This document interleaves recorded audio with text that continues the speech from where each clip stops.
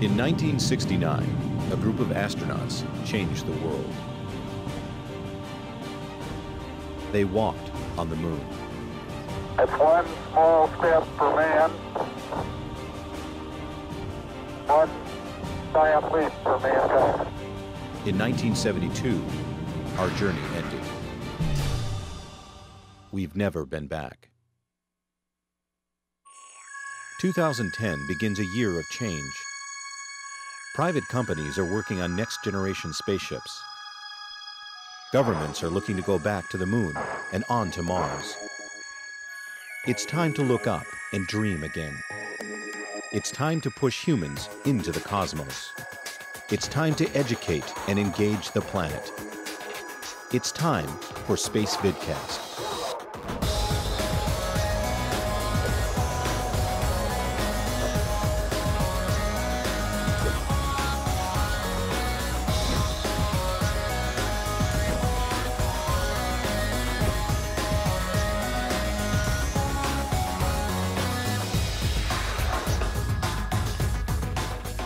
Welcome to Spacevidcast 328 for Friday, August 20th, 2010. This is Spacevidcast episode 100. We have done 100 live shows week after week. Oh my goodness, that is just awesome. My name is Benjamin Higginbotham. With me, as always, is the beautiful, wonderful, and highly nutritious Carrie Ann Higginbotham. We'll be your Spacevidcasters for the 100th time. Yeah, it's pretty cool. No. No? No, actually, it's your 100th time. It's your 99th time. That's correct. It is your 99th time. So we'll have to have another party next week. Tonight we've got an awesome show for you. We've got author and moon extraordinaire guru. What else would you call him? He's just like super ultra awesome guy. Andrew Chaikin, who wrote Voyages from the Moon. Mm-hmm. And we actually met him, I don't know if he remembers this, we met him at ISTC 2009 where he signed our copy of somewhere. Hang on, we're going to find this for you. There it is. There we go. So we've got a signed copy. Now we're not giving this one away because he actually personalized it. He signed it to us. He signed it to us. So we have been trying to get him on the show for quite some time. And we're excited to have him on for our 100th episode. And we'll bring him on in just a moment. I did want to touch on a couple new things that are happening here at Spacevidcast to go along with episode 100. BZ Wing Zero from the chat room, right here, that side of the chat room, is starting a new thread idea. Mm-hmm. It's called an open thread. And what this is we're going to create a new post on Spacevidcast. In fact, it should have gone live just a couple minutes ago, where you start a discussion and you just talk. It's kind of like a forum post. But instead of being in a forum, it's actually in the comments for the thread. And so BZ Wing Zero will be running that. You should see that live right now. If you're watching the live show, don't click on it because then you'll lose your video. But when you were done with the show, go ahead and click on that. It'll be pretty cool. We're going to try one once a week, sometime around showtime. Just have a discussion. Nothing's off the board. Just have a great topic and talk about cool space-related stuff. So that's going to be really cool. Coming out very shortly, most likely this weekend, is going to be a new feature of Spacevidcast called Spacevidcast Founders. It's an extension of Spacevidcast Epic. Now what Founders are is it's a one-time subscription to Epic. It's a lifetime membership to any programs that Spacevidcast creates, even above and outside of Spacevidcast Epic, and there are only a certain number of seats available for Founders. Now, Spacevidcast Founders is god-awful expensive. It's very, very expensive. The whole point behind Founders is that you're helping found Spacevidcast. You're helping build it from the ground up and give us the money necessary to go to these conferences and these events, and in exchange, you get some exclusive stuff that only founder members get. You also get a lifetime access to all Epic subscriptions, and it's a one-time thing. You buy it once, you're a founder for life. And like I said, limited seats for that, so it's not like anyone can just come in and get it, and the price of Founders will go up every single year. So the earlier you get in, the less that will cost. We'll talk about that more later in the show. And the thing that two things that I'm really excited about. First, Jepif from our chat room has been making audio podcasts. And it's Ask the, I don't really know what to call him, Ask the Expert, I guess? I think so. And he has been doing... Ask the Jepif. Ask the Jepif. And he has been doing a fantastic job with those, where he'll just do an audio podcast on just very common questions of things that maybe you didn't know, and It's really cool. So go to the podcast section on the website and listen. We're releasing one of these per week or so, and so you should see a new one shortly this week from Jeff. And he does those entirely himself. And he actually listen to the new intro coming up. That's my little hint. Listen to the new intro. It's pretty awesome. So those will be coming up this next week. And the thing that I'm most excited about is doesn't have a name yet. We're calling it right now Spacevidcast Archives, for lack of a better term. And we're going to give away 3 months of Spacevidcast Epic for free to anyone who comes up with a really great name for this. And what the Spacevidcast Archives are is a collection of files. It's like, it's a collection of files from basically the STS program, Apollo, Mercury, Gemini, Apollo, I already said Apollo. And the Apollo program. And Apollo twice. And it's just gigs and gigs and gigs of content. I think STS has something like 1,600 documents alone. And it goes over just about anything you can imagine from these programs. It's pretty awesome. They're PDF files, they're video files, or anything that NASA may have. We're 80-20 rule, so 80% of it will be available for free, 20% will be available only to Spacevidcast Epic subscribers. And we have had a fantastic team, because there are so many files, we've had a fantastic team of people working on this behind the scenes to make this all go. Jeff worked on that as well, but it's really led by Wo Jeffrey, and then Jeff, a Geek Mom, is working on it, and then Flying Jenny is also helping with any potential ITAR-related issues we may run into. And it is going to be an epic of epic awesomeness. Really? Yeah. Okay. And so watch for that shortly. Now, you're not going to see it right away because there's still some more work that needs to be done. In addition to naming it, and by the way, email me. I know the chat room's abuzz with all that stuff right now, but email me with your potential names, and Wo, Carrie-Ann, and I will decide on a winner. In addition to getting 3 months of free Epic for that, we have a layout problem.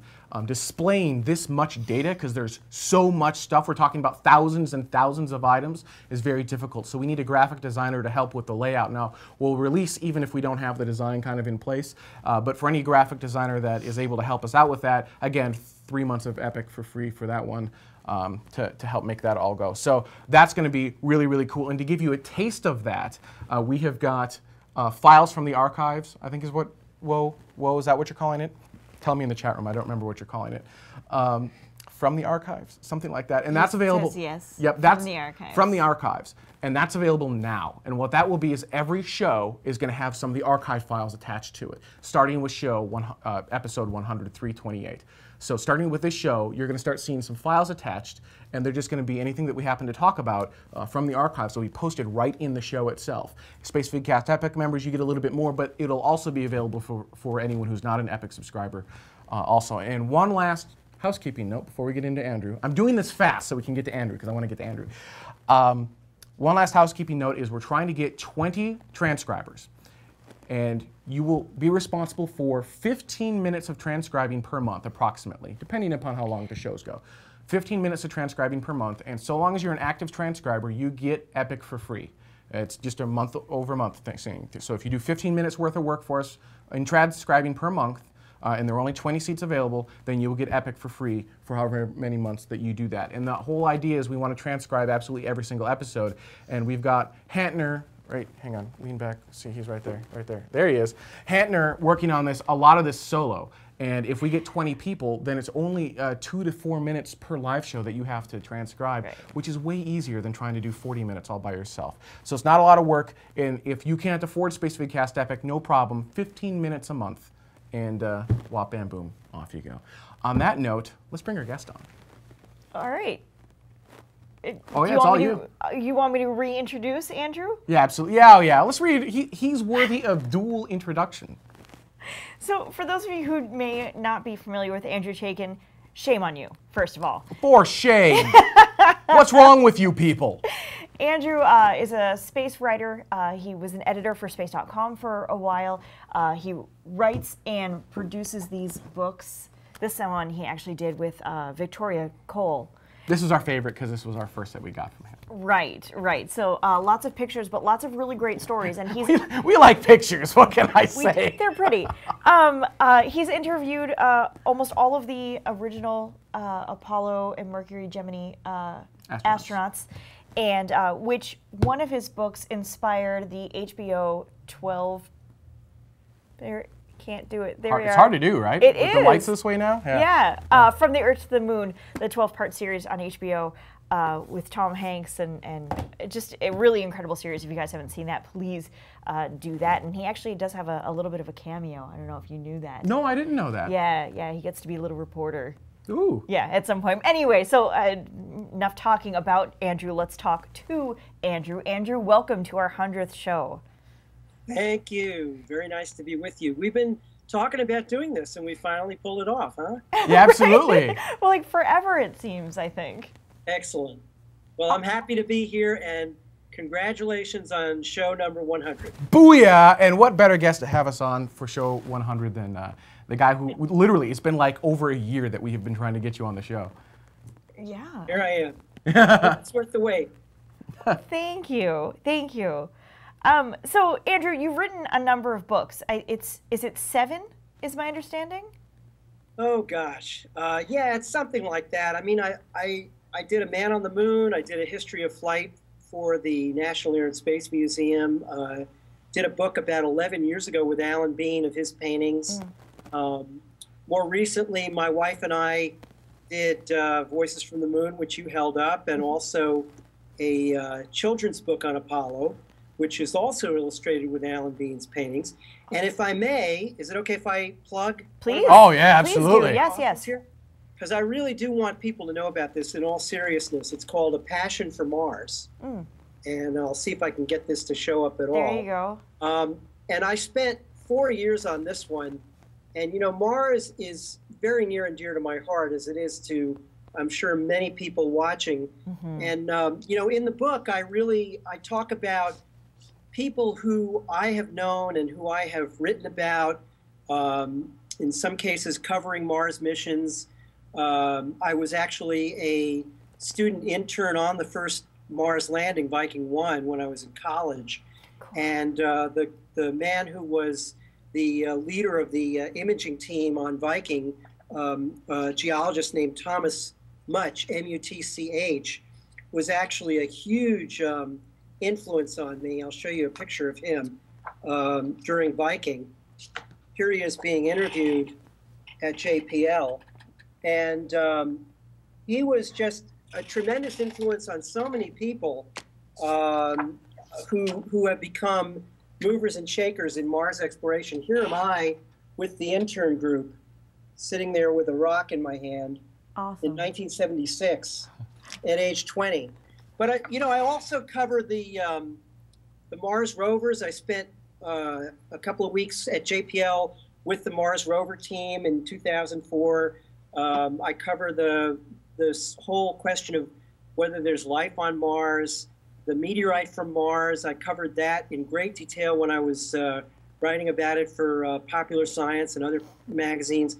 And so this is really, you know, a kind of a work from the heart for me. And it sums up a lot of what I think is important about exploration and Mars in particular. And so I hope you'll all look it up. It's on my website, on my books page, which is just my name, andrewchaikin.com. So and if you do read it and you do like it, send me an email and let me know how you like it. I'd love to hear from you. For sure. Let's talk about Mars for a minute. You seem passionate about Mars. Why Mars? I think Mars has got the power to grab people by the lapels and not let go. And it basically, Ray Bradbury, I think, said it best. He said, you know, Mars is a way station on humanity's road to immortality. And I think what that means is that, just as you guys have said many times, we're in this to become an interplanetary species. And if we're going to do that, the place where we got to go to cut the cord with Earth and really start leaving the cradle, as Tsiolkovsky said all those years ago, the great Konstantin Tsiolkovsky, if we're going to do that, we got to go to Mars. And it really is, I think it's a Mount Everest for the whole human species. You know, it's this absolutely staggeringly difficult exploration mission, but also to not only to keep people healthy, to get there, to live on Mars, to deal with the radiation, the psychological separation from Earth. I mean, when you're on Mars, you know, your radio signals are going to take anywhere between 9 and 20 minutes just to go one way. And that means that you will not have a real-time conversation with anybody except the people who are on Mars with you for most of the duration of the mission. And I think for all of these reasons, it's just such an enormous technical challenge, but it has such monumental, really, significance to us as a species that, you know, we just have to do it. And I think we will do it. I just don't know whether, you know, whether I'll live to see it. I hope some of the folks watching here will, and maybe even carry it out. How do you think we'll do it? Just general broad strokes. Is this going to be a government thing? Is it going to be private? Is it just going to be some individual who rises up and says, we are going to Mars, gosh darn it? I really can't predict. I can tell you this, though, that what happens in the next 5 to 10 years is going to profoundly change the landscape of space exploration, especially when it comes to human spaceflight. There are people out there who are cooking up amazing things. And we've seen some of them already. I mean, we've seen the work that Elon Musk and SpaceX are doing to try and create a capability of bringing people to and from low Earth orbit. Other people have even more grand plans. Now, that doesn't mean that they'll achieve them. It doesn't mean that there won't be failures. All of those things can be true. But I think that, you know, when I think of the human desire to go to Mars and also go back to the moon and go to near-Earth asteroids and you know, any of the destinations beyond low Earth orbit, I think of the blade of grass that grows through the crack in the concrete and refuses to take no for an answer. And that's what human beings are fundamentally. They're an unstoppable force. And so I have great optimism in the long term. And I think in the near term, we're going to see some really very inspiring, very powerful forces, very powerful people who step up to the plate and change this game, I hope.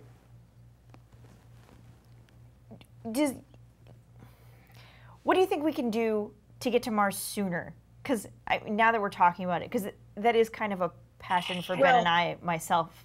So, yeah, I mean, I think the road to Mars begins at the launch pad to LEO, to low Earth orbit. I mean, I really think that, you know, we're not going to go to Mars until we solve the problem of, you know, relatively routine, relatively affordable, relatively reliable access to low Earth orbit.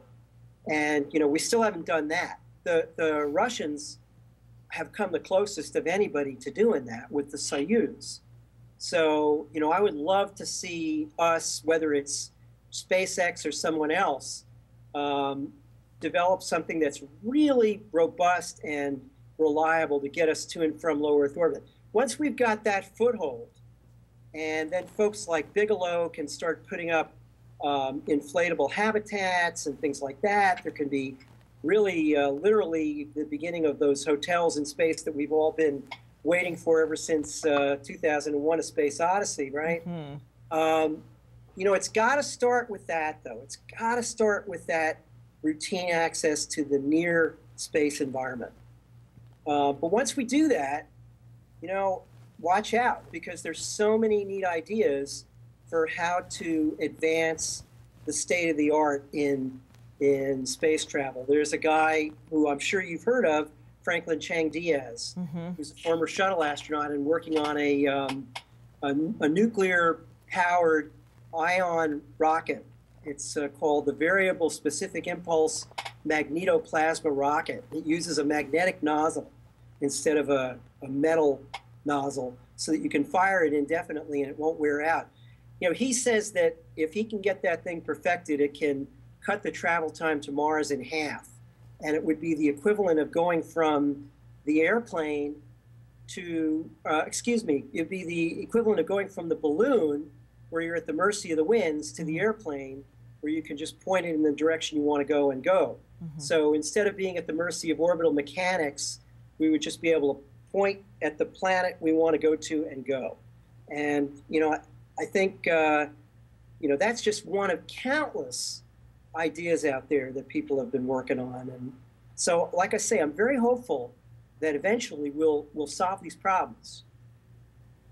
Well, yeah, no, I'm 100% there with you. So now I'm going to pull a Ben a little bit and back up to the beginning and say, how did you first become interested in space? Oh God, I don't know that I know the answer to that. The only thing I can tell you is that when I was 5 years old, my mom took me to the planetarium in New York City, the venerable Hayden Planetarium, which was a wonderful old Art Deco enclosure with all kinds of great exhibits, and it was magical. And I grew up in the New York area on Long Island, so we went there when I was 5 for the Christmas show at the planetarium. And according to my mom, while we were waiting online to go in, I was lecturing everybody else on the line about the planets. So I was already really hooked by the time I was 5 years old, and it never left me.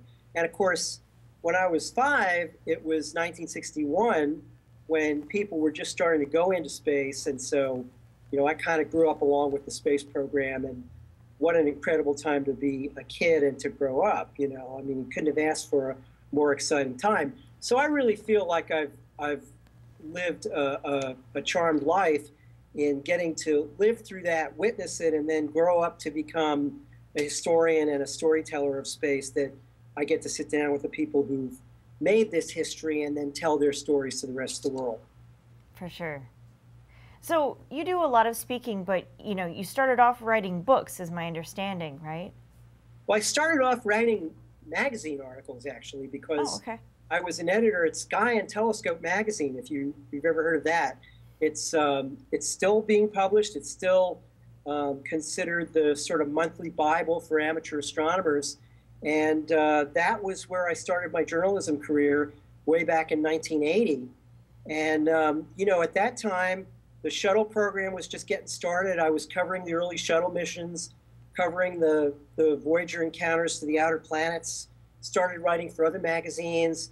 And then around about 1984, I got the idea to do a Man on the Moon and tell the stories of all the guys that went to the moon. And that took me 8 years. By the time that was done, it was the beginning of '94, and I was, you know, I'd been working on that book for 8 years and had been freelance for all that time. And so that's where I got into writing books, and that's what I'm still doing. But actually, one of the things I'm really enjoying now is teaching. I've been doing a lot of teaching for NASA. They have a program for their engineers that's kind of like a continuing education program. And actually, if anybody from JSC or KSC or Marshall is watching, next month, around the middle of September, I'll be at JSC to give my space history course. And if you go to your local, it's called Saturn, S-A-T-E-R-N, you can, if you're a civil servant, you can sign up for it. But other than that, you know, I just love doing school visits. I love things like this, where I can just kind of talk about the subject that I've always loved, and see if I can inspire other people to get excited about it too. That's awesome. I love that. Well, I mean, it's part of the reason why we're here. Right. Well, you guys certainly do your part.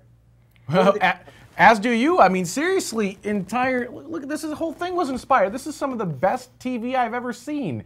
This was epically awesome, and the whole thing is inspired from your vision of everything that you wrote. I mean, it was and a lot more. I can only take credit for some of the source material, but I got to say, you know, the experience of working on the miniseries From the Earth to the Moon was inspiring to me, because I saw this whole team of Hollywood professionals come together and get totally fired up about telling the story of Apollo in a way that really hadn't been done before on television. And I feel that the folks who did the miniseries, they really recreated the spirit of Apollo right there on the set, because they were absolutely committed to making this thing as good as it could possibly be. And that's what Apollo was all about. It was, 400,000 people working for a decade or more to do something that seemed like science fiction. And they all knew that they'd never do it. They'd never get to the moon without giving their all, and absolutely 110%. And by God, they did it. And so that's why, 40 years later, we're still telling that story. It's not just about the missions and what the astronauts experienced and the discoveries they made on the moon. It's also the story of how 400,000 people got together and actually pulled that off. That's so cool. It's one of my favorites. What, the miniseries? Or yeah. Well, I'm partial to anything that's space related. Don't watch it for my acting, though. That's do not watch it for my acting. I actually didn't know that you were in it until I was reading, some bio stuff and some Wikipedia stuff on you, and then I saw that in there. So now I am going to go back just to very specifically find you in it. Now you mentioned Meet the Press, end of episode 1, with the immortal line, "Miss Hedges, a follow-up." You mentioned Apollo, specifically going to the moon, not just Apollo, because it was a bunch of programs. It took 110%. Is that something that we're going to be able to accomplish again within our lifetime again, essentially? I mean, going to the moon was kind of once one of those great humanity, everyone pulling together and just making it happen. That doesn't happen very often. Can it be done again in our lifetime? I would say that it happens on a smaller scale a lot in different missions. Not only, and by the way, not only in the space program, it happens in life in all kinds of areas. I mean, the people who go down to Haiti and try and help the victims of the earthquake, people who are doing things all over the world to just make life better on the planet, whatever it is. But if I can go back to A Passion for Mars for a second, Steve Squires, who was the chief scientist on the rover mission, said to me that it was passion that got those rovers to the launch pad. And you would not believe the kinds of technical problems that they had to deal with to get those rovers built and tested, the kind of political problems that so many of the missions have had to deal with. Even during the missions, there are malfunctions that people have to deal with. Mars is, it's a really unforgiving place. It pretty much eats spacecraft. And the majority of missions over time, if you look historically, something like 60% of the missions that have gone to Mars from the US and other countries have failed. It's not a great success rate all told, but the people who do succeed are able to succeed because they give 110%. It's that kind of commitment, it's that kind of dedication, and I think you have to have, for people to work that hard, they've got to feel like they're doing something that's one of the most important things they'll ever do in their life. That's the way people felt on Apollo. That's the way people have felt on the Mars rover mission. I'm sure it's the way people will feel when they start going back to the moon, however we manage to do that. And I am sure they will feel that way when we start sending people to Mars. They've got to feel that way, and that's what Apollo taught us, that, great things happen when people are inspired to reach beyond their limits. Well, how are we going to get that again? In the Apollo era, there was this, first off, we had the Cold War going on. I mean, there was a big political backing behind it. But even so, we had never really stepped foot off of our planet. We have now. And so the question that I'm constantly trying to answer is, why? Who cares? Why should we go to space? Why should we go to Mars? Who cares?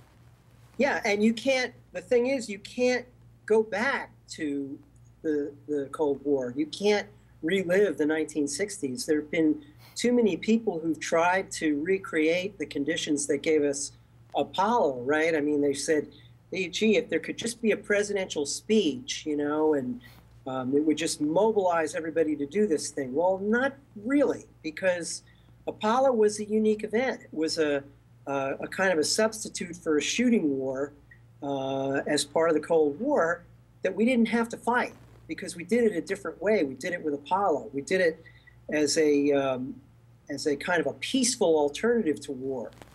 And once we beat the Russians to the moon, that whole political justification just went away, and it's never been back. And so I'm almost feeling like, you know, there's two possibilities here. One is that some threat will just force us to get our act together to become a multi-planet species, because we'll have no choice. We'll know that if we, you know, we'll finally come to our senses and realize that if we only have one planet to live on, we're sort of sitting ducks for any one of a number of calamities, including eventually an asteroid that could slam into the Earth that's big enough to do some real damage.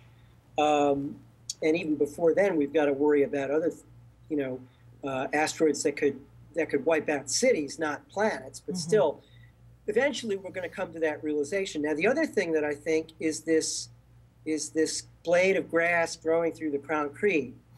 The people who are just in love with this, always have been, who understand that this is part of humanity's future, who understand that it's good for human beings to explore.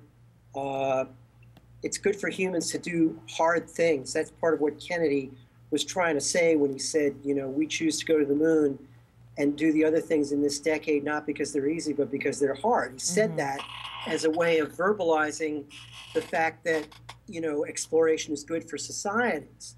So I think there are people who have that spirit who will, by hook or by crook, make these things happen eventually.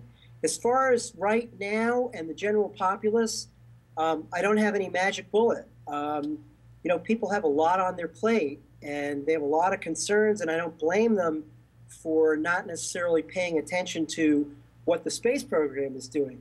However, having said that, if you show people what comes out of space exploration, if you show them what we're learning about Mars, what we're learning about the universe from Hubble and the other great observatories and the other astronomy missions, if you show them what we're learning about the Earth from the Earth Observing System satellites that NASA has, I mean, it's just absolutely astonishing to look at the footage of, there's a video on the web that shows hurricanes over something like an 8-year span from some of these Earth Observing System satellites, and it's sort of a time-lapse thing, and you see these hurricanes wheeling across the Caribbean and the Atlantic.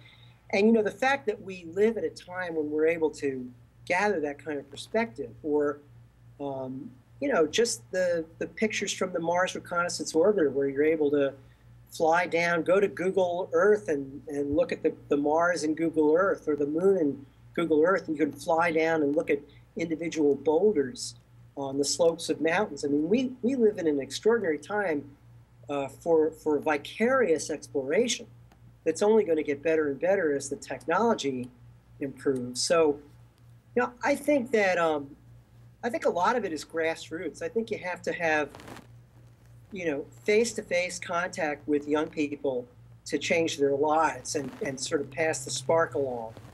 And that's one of the reasons why I try and do as many school visits as I can. I have a page on my website that is all about my school visits, and I just, you know, am always hoping that people will see that and invite me to come give a talk, and, you know, I can pay some bills in the process.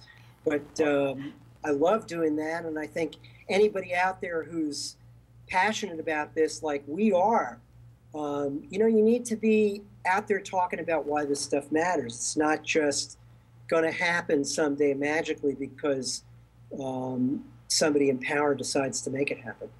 So how do we change perception, right? I mean, right now you go out in the media and you've got tech out there everywhere. You've got iPhones, right? Story is iPhone, and ooh, they've got an 8-megapixel camera now. Media flash, months and months of it's got a better camera, FaceTime, right? And we're sitting here doing remarkable things with LRO and LCROSS, where we've got new rovers going to the moon, just amazing world-changing things, but you don't see it. Everyone's so caught up in, is it 5 megapixels or 8 meg? I want the one with the bigger GBs. How do we get them to stop? I don't want to say stop caring about the little tech that, really lasts a year and then they move on. How do we get people to stop? Some of it is the content that's being offered on those tech devices. I mean, all kinds of folks, including NASA, are putting out stuff for the iPhone and the iPad and I mean, I don't even know what else. I was at NASA Ames recently, and they told me about some of the stuff that they've been doing with Google and with other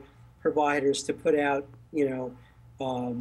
stuff on social media, and so some of it is going to come to us through those content sources. But like I say, I'm just a really big believer in face-to-face contact, whether it's literally face-to-face or virtually face-to-face like we're doing now.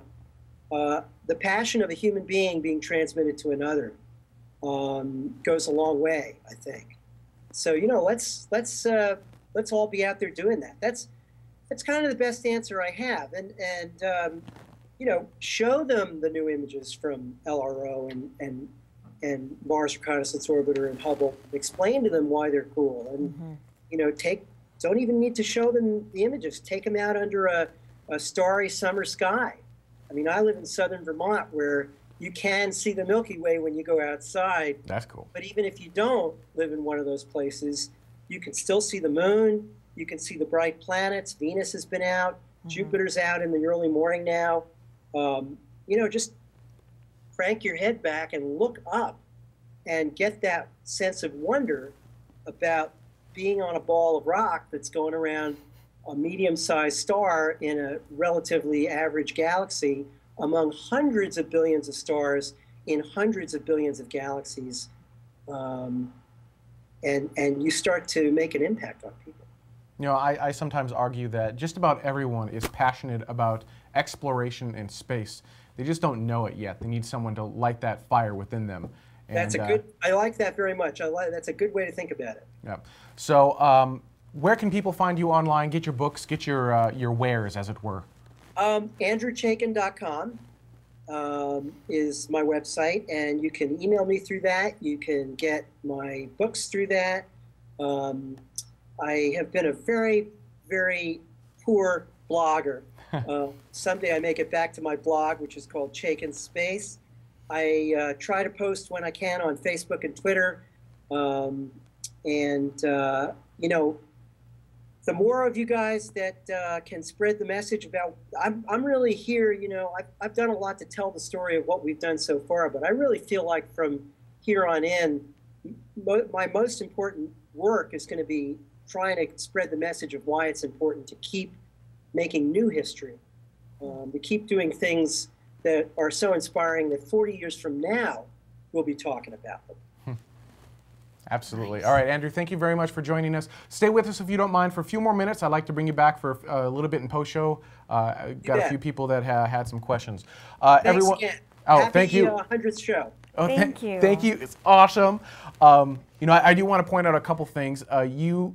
You have the ability to inspire people. We chose to do it through Spacevidcast, but you don't have to build a huge online show to do this stuff. It really can just be one-on-one, talking to people.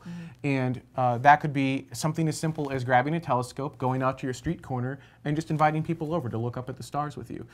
Or it could be, if you want to get some non-space people interested, Yuri's Night's coming up in 7 months.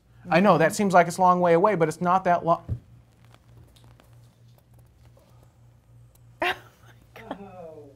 Yep. That is epically awesome. Here, I'll take that so that you can go back and direct again. Let me finish my rant and then we'll hold it back up. That's awesome. I love that we have a cake. So you can do a Yuri's Night party. It's simple to start even if it's 5 people that you get together, and you don't have to talk about space the whole time. Dwight had one all by himself. That's awkward.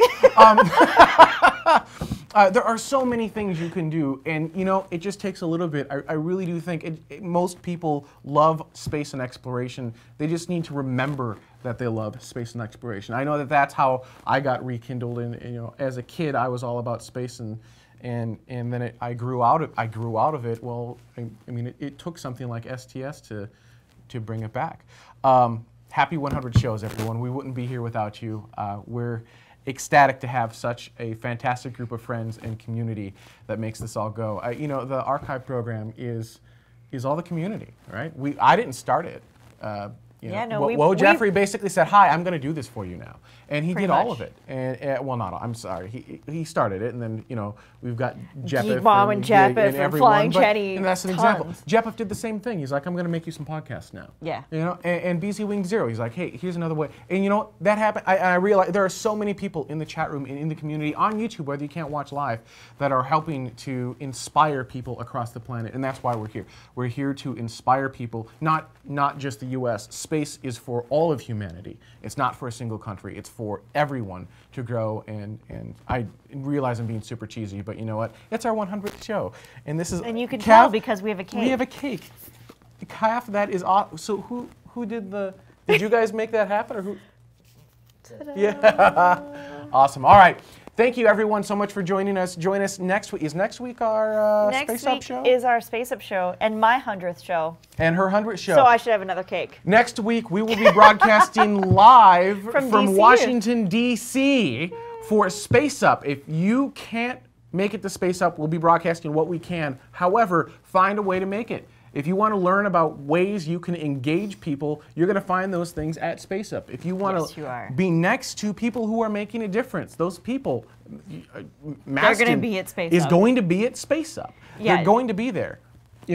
Find a way to make it. It's going to be awesome. And if you can't make it, please join us live in the chat room and participate and be part of something. And make your own Space Up. And absolutely, if you can't make it to DC, you know what? Maybe that means that there needs to be a Space Up in your community, and you can make your very own Space Up. The whole idea here is to get people engaged and excited about space again. That happens through parties like Yuri's Night. That happens through unconferences like Space Up. That happens through sidewalk telescopes, and that happens through you going out in the street and making a difference. And as Andrew said, one-on-one contact. It's very easy to do. It doesn't cost you anything, and you could forever change humanity. It only takes one voice to change the world. On that note, thank you for watching. We'll see you guys next week. Hope you like the new set.